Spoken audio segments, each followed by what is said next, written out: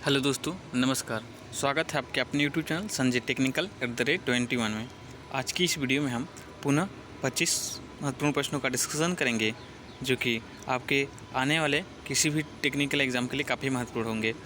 और विशेष रूप से हम बात करें डीआरडीओ की, तो इसके लिए तो ये हमने सीरीज ही चला रखी है, तो उसके लिए ये बहुत ही हेल्पफुल है। तो प्लीज़ वीडियो को अंत तक देखिएगा ताकि आपको सारे क्वेश्चंस के संबंधित जो भी इन्फॉर्मेशन है वो आपको प्राप्त हो सके, ठीक है। और इस वीडियो में हमने मेमोरी बेस्ड लोग अलग अलग स्टूडेंट से कांटेक्ट करके उनसे मेमोरी बेस्ड कलेक्शन प्रश्नों का कलेक्शन किया है जो डीआरडीओ चैप्टर 9 में पूछे गए थे। तो यह इस सीरीज़ जो है विशेष रूप से डीआरडीओ के लिए बनाई गई है। तो आप के आने वाला जो डीआरडीओ एग्ज़ाम है, तो इसमें अभी आपके पास काफ़ी समय है, तो उसके लिए काफ़ी महत्वपूर्ण होगी। प्लीज़ वीडियो का अंत तक देखिएगा ताकि आपको जो भी जानकारी है वो पूरी प्राप्त हो सके। चलिए वीडियो को शुरू करते हैं। आज का हमारा पहला प्रश्न है, प्लेन रिंग गेज का प्रयोग कार्यखंड के बाह्य व्यास की जांच के लिए किया जाता है। तो प्लेन रिंग गेज जो होता है वो आपके किसी भी वर्कपीस के एक्सटर्नल डायमीटर यानी कि बाहरी व्यास को मापने के लिए प्लेन रिंग गेज का हम प्रयोग करते हैं, ठीक है। इसके साथ ही जो रिंग गेज हैं ये अलग अलग प्रकार के मिलते हैं, जैसे कि ये तो प्लेन रिंग गेज है, तो किसी वर्कपीस की बाहरी व्यास को मापता है। इसके साथ ही टेपर रिंग गेज भी होता है, तो इसका प्रयोग होता है किसी जो है जॉब के बाहरी टेपर को नापने के लिए हम टेपर रिंग गेज का प्रयोग करते हैं, ठीक है। और उसके साथ ही आपका थ्रेड रिंग गेज होता है, तो यह थ्रेड को चेक करने के लिए आपका थ्रेड रिंग गेज होता है, ठीक है। तो आपके जो रिंग गेज होते हैं मुख्यतः आपके बाहरी व्यास को, टेपर को या थ्रेड को नापने के लिए रिंग गेज प्रयोग किया है। इसके साथ ही जो प्लग गेज होता है इसका प्रयोग अंदरूनी व्यास को चेक करने के लिए किया जाता है। तो ये आपको याद रखना है रिंग गेज से संबंधित।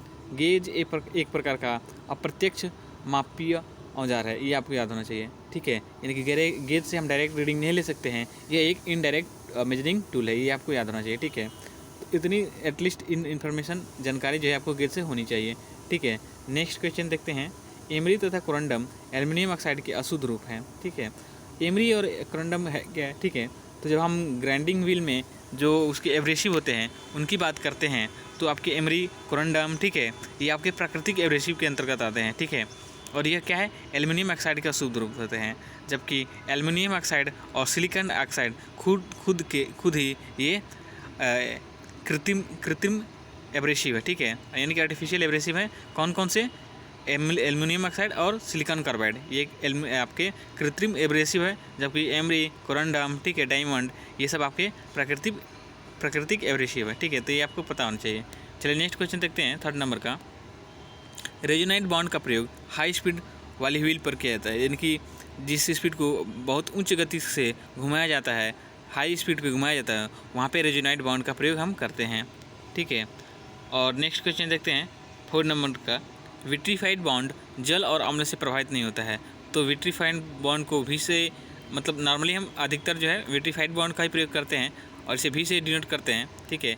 रेजोनाइट बॉन्ड को बी से डिनोट किया जाता है, ये भी आपको पता होना चाहिए, क्योंकि क्वेश्चन पूछा गया है कि रेजोनाइट बॉन्ड को किससे संकेत दिया जाता है, तो आपका बी होगा, ऑप्शन क्या होगा सही, बी, ठीक है। नेक्स्ट है विट्रीफाइड बॉन्ड जो है आपका भी से डिनोट करते हैं इसको, और यह जल और अम्ल यानी कि एसिड्स और वाटर का इस पर कोई भी इफेक्ट नहीं पड़ता है।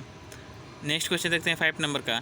नेगेटिव रैक एंगल से हाई स्पीड पर अच्छी सरफेस फिनिश प्राप्त होती है, यानी कि आपके जो रैक एंगल होते हैं हम आपको पहले बता चुके हैं, यह 3 प्रकार के होते हैं, positive rack angle, negative rack angle और जीरो रैक एंगल, ठीक है। तो जो कह रहा है इसमें नेगेटिव रैक एंगल की बात की गई है, कह रहा है कि नेगेटिव रैक एंगल हो तो हाई स्पीड पर उसको चलाया जाए तो इससे हमें सरफेस जो फिनिश होती है वो अच्छी सरफेस फिनिश प्राप्त होती है, जबकि अगर यहाँ पे लो स्पीड पे इसको घुमाया जाए तो यहाँ पे आपकी पुअर सरफेस फिनिश प्राप्त होगी, यानी कि अच्छी सरफेस आपकी नहीं मिलेगी, ठीक है। नेक्स्ट क्वेश्चन है 6 नंबर का। कास्ट आयरन और टेफ्लॉन के लिए जीरो रैक एंगल का प्रयोग एंगल होना चाहिए, यानी कि कास्ट आयरन हो या टेफ्लॉन की मशीनिंग करनी हो तो वहाँ पे 0 डिग्री रैक एंगल का प्रयोग करते हैं, ठीक है। इसके साथ ही आप याद रखेंगे कि माइल्ड स्टील के लिए रैक एंगल 25 डिग्री और हाई कार्बन स्टील के लिए 12 डिग्री रैक एंगल का प्रयोग करते हैं। चलिए नेक्स्ट क्वेश्चन देखते हैं 7 नंबर का।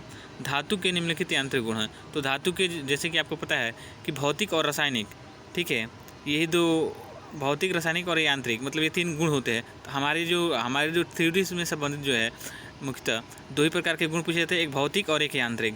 तो भौतिक गुण जैसे कि आपका धातु का रंग हो गया, उसका गलनांक हो गया, ठीक है, यह उसका क्या होता है, भौतिक गुण होता है। जबकि यांत्रिक गुण की बात करें तो उसकी ductility, malleability, hardness, brittleness, toughness, ठीक है, टेनेसिटी और इलास्टिसिटी, ठीक है, ये आपके धातु के यांत्रिक गुण हैं। तो यहाँ से इस प्रकार से वही क्वेश्चन पूछा जा सकता है कि निम्नलिखित में से कौन सा धातु का यांत्रिक गुण है। तो वहाँ पे ऑप्शन आपके इसमें से कोई सा भी दे सकता है और आपसे पूछ सकता है, ठीक है। चलिए यहाँ पे थोड़ी सी नंबरिंग का ये थोड़ा हो गया है, ठीक है। चलिए नेक्स्ट क्वेश्चन देखते हैं। लेग वाइज माइल्ड स्टील से बनाया जाता है। तो लेग वाइज पे जैसे कि हैमर से कार्य किया जाता है, आपकी कोई भी वेल्डिंग का कार्य करना हो तो ये फोर्जिंग शॉप में प्रयोग किया जाता है, ठीक है। तो वहाँ पे हमारी जो लेग वाइज होती है वो माइल्ड स्टील से बनाई जा सकती हैं, ठीक है। नेक्स्ट क्वेश्चन है, सीमेंटाइट बहुत कठोर और ब्रिटल भंगुर होता है, ठीक है। जो सीमेंटाइट जो होता है, सीमेंटाइट, मैग्नेटाइट, हेमेटाइट, ठीक है, ये पियरलाइट, ये क्या है, स्टील के स्ट्रक्चर हैं, ठीक है। और यह जो सीमेंटाइट स्ट्रक्चर होता है ये बहुत ही कठोर और भंगुर होता है। तो यह भी आपको याद होना चाहिए। नेक्स्ट क्वेश्चन देखते हैं, क्विंचिंग ऑयल की विस्कोसिटी कम होनी चाहिए। तो जो क्विंचिंग मीडिया है, ठीक है, तो उसकी जो विस्कोसिटी है, एक अच्छे क्विंचिंग मीडिया की प्रॉपर्टी ये है कि उसकी विस्कोसिटी क्या होनी चाहिए, कम होनी चाहिए, ठीक है। हमारे पास अलग अलग प्रकार के क्विंचिंग मीडिया है, जैसे कि ब्राइन सोल्यूशन है, ऑयल है, वाटर है और एयर। ये मुख्यतः 4 प्रकार के क्विंचिंग मीडिया हम जो है अपने शॉप में प्रयोग करते हैं, ठीक है, हीट ट्रीटमेंट करते समय। तो जो सर्वाधिक तेज़ गति से मतलब कि ठंडा करता है वो ब्राइन सोल्यूशन है, और जो सबसे धीरे धीरे ठंडा करता है, मतलब सबसे कम गति पे ठंडा करता है, वो होता है आपका एयर। तो ये भी आपसे क्वेश्चन पूछा जा सकता है कि सर्वाधिक तेज़ गति से ठंडा करने वाला क्विंचिंग मीडिया कौन सा है। तो यहाँ पर आप याद रखेंगे कि ब्राइन सोल्यूशन सबसे तेज़ गति से ठंडा करता है, जबकि एयर जो होती है, हवा जो होती है, बहुत कम, मतलब सबसे कम गति से ठंडा करती है, ठीक है। नेक्स्ट क्वेश्चन है, मोस्ट टेपर MT0 से लेकर के MT8, सॉरी यहाँ पे 8 नहीं होगा, 7th है, यहाँ पे टाइपिंग मिस्टेक, एक बार करेक्शन कर लीजिएगा। मोस्ट टेपर जो है आपके MT0 से लेकर के MT7 तक नंबरों में पाए जाते हैं। ये मुख्यतः 8 नंबर तक होते हैं।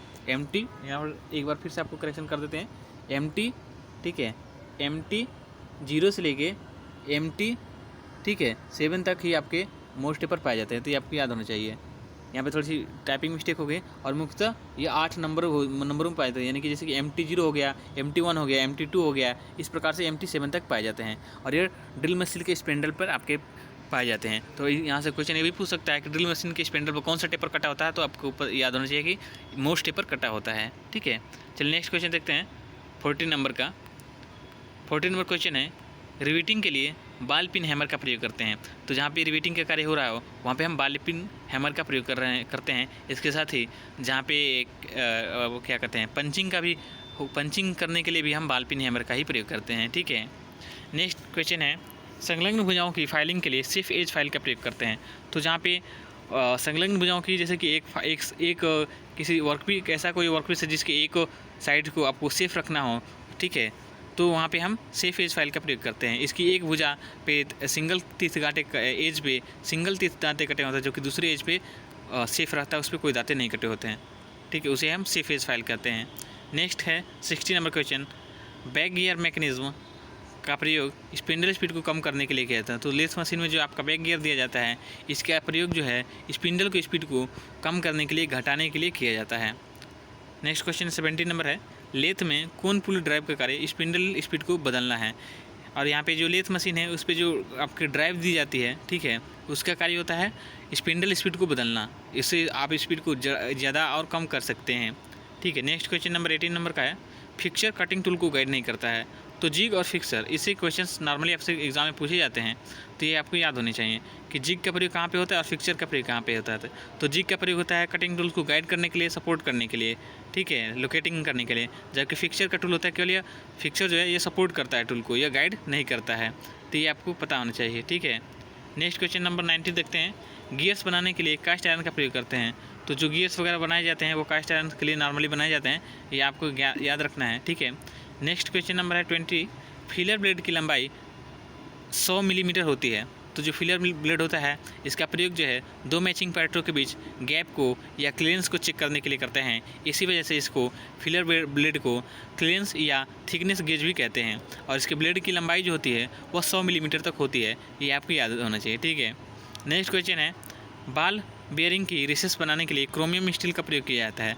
तो बॉल बेयरिंग की जो रिसेस है उसको बनाने के लिए क्रोमियम स्टील का प्रयोग किया जाता है, और इसके साथ ही इसकी जो केज है उसे बनाने के लिए पीतल का प्रयोग किया जाता है, यानी कि ब्रास का प्रयोग किया जाता है। ये हम आपको कल बता चुके हैं, ठीक है। नेक्स्ट क्वेश्चन नंबर 22 है, वाइल्स नट का दूसरा नाम स्वान नट है। तो जो वाइल्स नट होते हैं इसके दूसरे नाम है स्वान नट, ठीक है।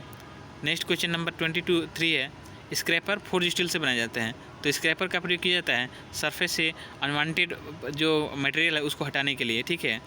और यह जो है आपके फोर्ज स्टील से बनाए जाते हैं। ये बहुत इंपॉर्टेंट क्वेश्चन है, जिससे कि स्क्रैपर फोर्ज स्टील से बनाया जाता है, ये आपको याद ही होना चाहिए। और उसके बाद दूसरा एक 20 नंबर क्वेश्चन आपको पता है कि फिलर ब्लेड की लंबाई 100 मिलीमीटर होती है। तो यह जो फिलर ब्लेड वाला है ये आपका DMRC में क्वेश्चन पूछा गया है, ठीक है। और उसके साथ ही फोर्ज स्टील वाला भी आपका क्वेश्चन पूछा जा चुका है, ठीक है। तो नेक्स्ट क्वेश्चन देखते हैं 24 नंबर का, हाई स्पीड स्टील में मुख्य मिश्रण तत्व टंगस्टन है। तो जो हाई स्पीड का एलॉय स्टील का एलॉय होता है उसमें टंगस्टन, क्रोमियम और वेनेडियम मुख्यतः होते हैं, ठीक है। जिसमें सर्वाधिक मात्रा टंगस्टन की होती है, यह जो है 18% होता है, जबकि क्रोमियम 4% और वेनेडियम 1% होता है। ये आपको याद होना चाहिए। इससे भी क्वेश्चन पूछा जा चुका है कि हाई स्पीड स्टील में टंगस्टन की मात्रा कितनी होती है। तो वहाँ पर आपका आंसर याद रखेंगे कि 18%। क्रोमियम पूछे तो 4% और वेनेडियम पूछे तो 1% होता है, ठीक है। नेक्स्ट क्वेश्चन है, जहाँ विद्युत सप्लाई ना हो वहाँ रैचेट ड्रिलिंग मशीन का प्रयोग करते हैं। तो जहाँ पे इलेक्ट्रिक की फैसिलिटी ना हो वहाँ पे हम रैचेट ड्रिलिंग मशीन का प्रयोग करते हैं।